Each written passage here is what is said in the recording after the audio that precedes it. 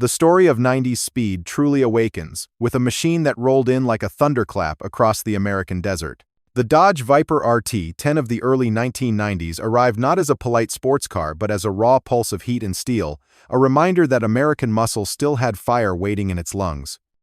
Beneath its long hood sat a 488 cubic inch V10, a towering piece of engineering born from truck lineage, yet tuned to breathe like a wild animal. It delivered a steady 400 horsepower and pushed the car from rest to 60 miles per hour in a breath over 4.5 seconds. Its top speed whispered past 170 miles per hour, the kind of velocity that made open roads feel sacred again. Back in 1992, its price of roughly $50,700 felt almost rebellious for such brute strength. Today, clean early examples often command $70,000 to $90,000, proving how deeply this icon has settled into American memory. Setting the tone for the quickest machines of this wild decade, the Viper stands as the spark that lit the fuse.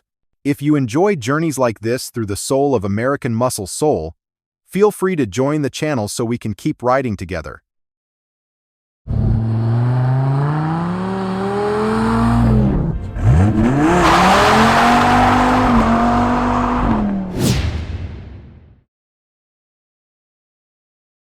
Following the shockwave the Viper sent through the decade, the Chevrolet Camaro Z28 of 1993 arrived with a different kind of energy. It felt like a familiar melody returning to the radio after years of static, carrying the spirit of earlier Camaros while sharpening its attitude for a new era.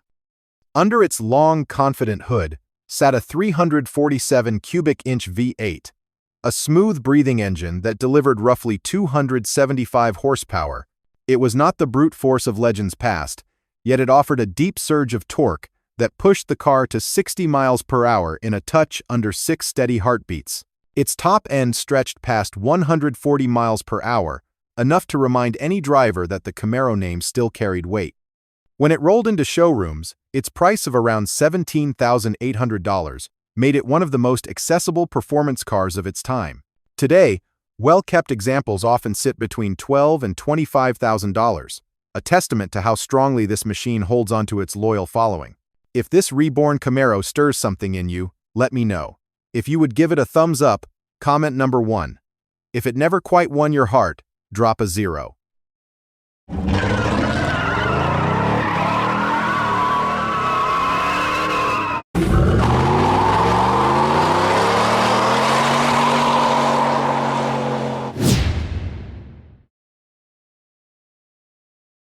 Momentum from the reborn Camaro had barely settled before a very different presence emerged from Dearborn. What Ford unveiled in 1993 was not a polished street performer, but a machine carved for discipline and intent. The Mustang SVT Cobra R carried an atmosphere of seriousness, the kind that made seasoned enthusiasts pause and take notice. This was a Mustang built for the track first and the showroom second. Hidden beneath the purposeful sheet metal lay a 302 cubic inch V8 prepared with quiet determination.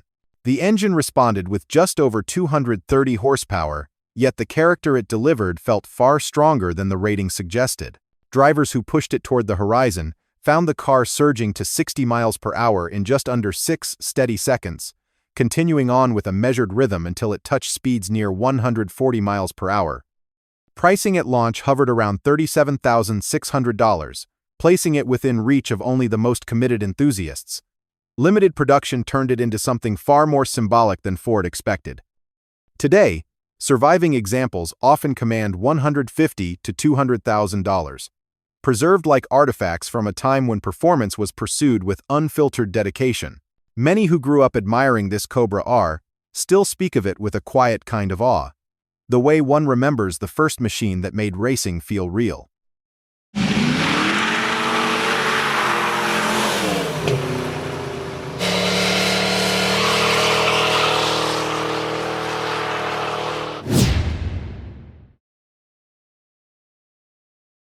The shift from Ford's Focus track machine to Pontiac's bold statement piece revealed just how diverse the spirit of the 1990s had become.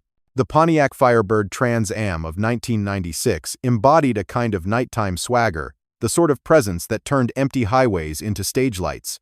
Pontiac had always built cars with attitude, But this generation carried the confidence of a name that had weathered decades and still refused to blend in. A long, arrow-like nose stretched forward, followed by sweeping lines that made the car look poised to cut through darkness itself. Beneath that sculpted exterior worked a 347 cubic inch V8 with strength approaching 300 horsepower, especially in its ROM air configuration. The moment the accelerator dropped, the Trans Am leapt towards 60 miles per hour in a breath over 5 steady seconds, continuing with a smooth surge until it brushed past 150 miles per hour on open pavement. Pricing in the mid-$20,000 range placed it among the great performance values of its era. Enthusiasts today still hunt for clean examples, often found between $15,000 and $30,000, a reflection of how deeply the design imprinted itself on American memory. This Trans Am marked the last great flame of Pontiac's muscle heritage, a car that moved with both speed and a kind of cinematic style the decade never forgot.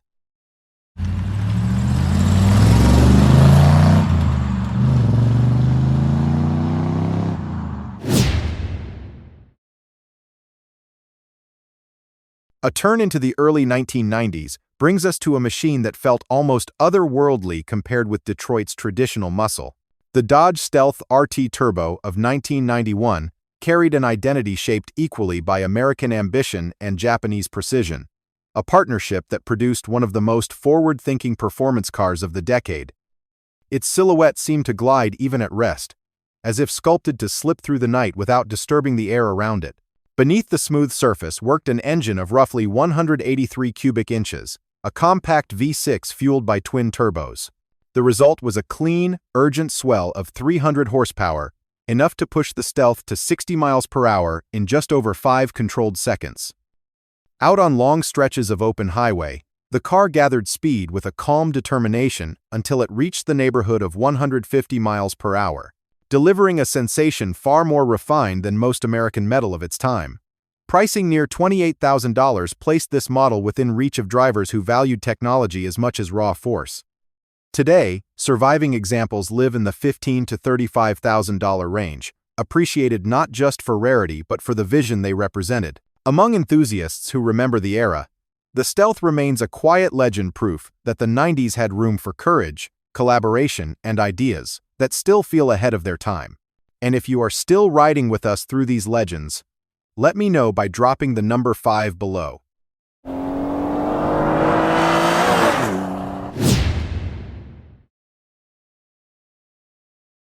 Momentum from the Stealth's futuristic engineering carried the decade toward a familiar American name that was ready to reinvent itself.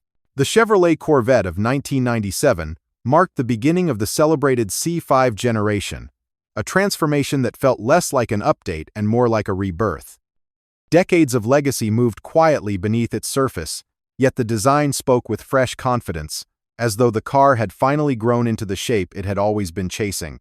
A unified, flowing body stretched from nose to tail, every curve smoothed by wind tunnel work and long nights of refinement. Beneath that streamlined skin lived a 347 cubic inch V8, a power plant known for its effortless surge.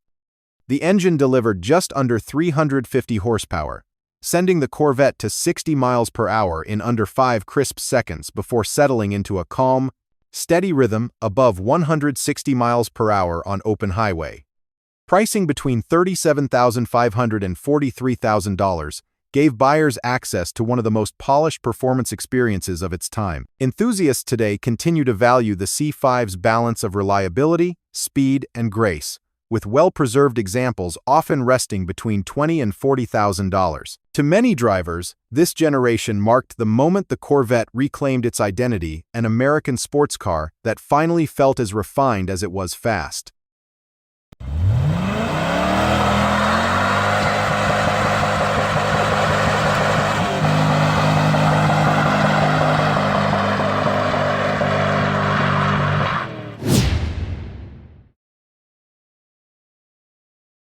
Few cars from the 1990s captured pure imagination the way the Plymouth Prowler did. The moment it appeared, the decade seemed to pause and stare. Chrysler had taken the spirit of classic hot rodding and distilled it into a modern, almost theatrical shape, a design so daring that it felt like a concept car that somehow slipped past the velvet rope and onto real roads. The Prowler looked less engineered and more illustrated, as if drawn from the pages of a comic book. Long, exposed front arms reached ahead of a sharply tapered nose, giving the car the posture of a prowling cat ready to spring. Beneath that dramatic exterior worked a 214 cubic inch V6, producing just over 200 horsepower. Though modest on paper, the lightweight body allowed the Prowler to reach 60 miles per hour in roughly 7 measured seconds. Out on the highway, it carried itself toward 118 miles per hour with a smooth, confident stride, delivering more style than brute force but leaving a lasting impression nonetheless. A price near $38,000 placed it firmly in the realm of bold choices rather than practical ones. Collectors today often find well-kept examples between $30,000 and $45,000. Its value buoyed not by performance alone but by the sheer audacity of its design. For those who lived through its debut, the Prowler remains a reminder that the 90s still knew how to dream big, even when the world expected something safer.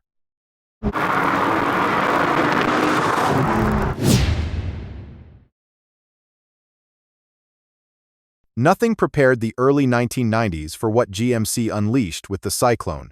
At first glance, it resembled an ordinary black pickup, the kind that blended into parking lots and construction sites without drawing notice. Yet the truck carried an undercurrent of tension, like quiet air before a storm. Drivers who knew its reputation approached it with a mix of curiosity and respect, aware that this unassuming shape concealed something unprecedented. Power came from a 261 cubic inch V6 fitted with a turbocharger that transformed the engine's character entirely. The result was just under 300 horsepower, delivered in a sudden muscular wave. A launch toward 60 miles per hour took only a breath over 5 seconds, faster than many sports cars wearing badges far more exotic. Highway stretches revealed a similar confidence, the Syclone settling into its stride as though speed had always been its natural habitat. A sticker price near $25,000 made it both attainable and mysterious, especially since production remained limited. Today, surviving trucks often sit between $30,000 and $55,000, admired by enthusiasts who understand how radically this model shifted expectations for what a pickup could be.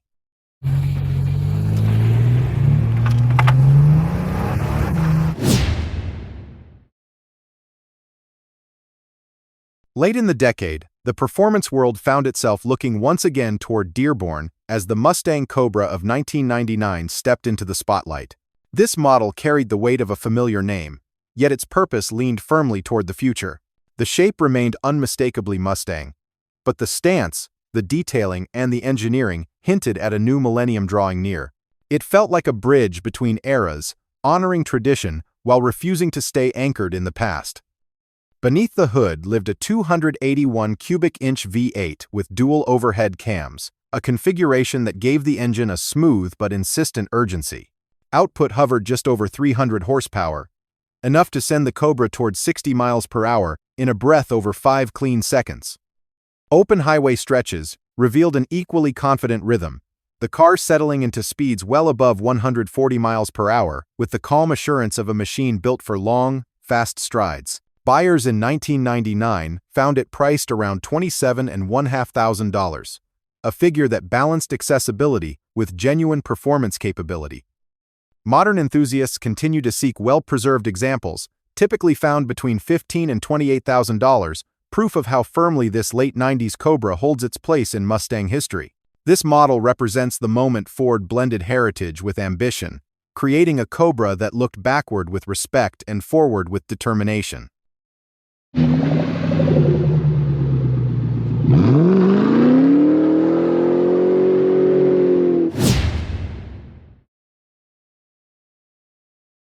Closing the decade with unmistakable confidence, the Chevrolet Camaro SS of 1998 stepped forward as one of the final great expressions of 90s American muscle.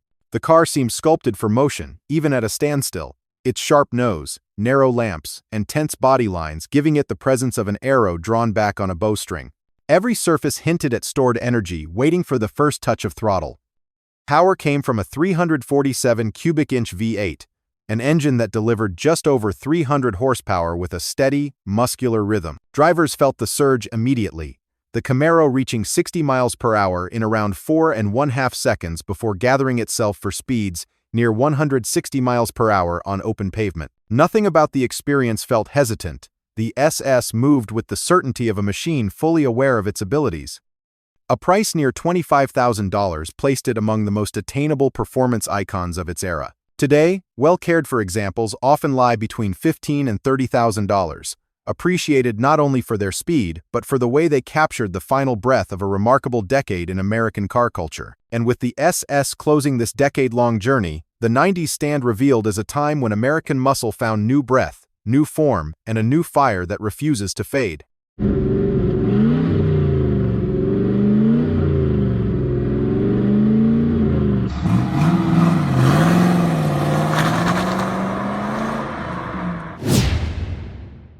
As our journey through the quickest muscle machines of the 90s comes to a close, each car reminds us how boldly that decade shaped American speed. If these stories brought back memories or sparked new excitement, let me know by liking the video and joining us here at American Muscle Soul. Your support keeps these legends alive and helps us continue exploring the heartbeat of American performance. Thanks for riding along, and I hope to see you in the next chapter.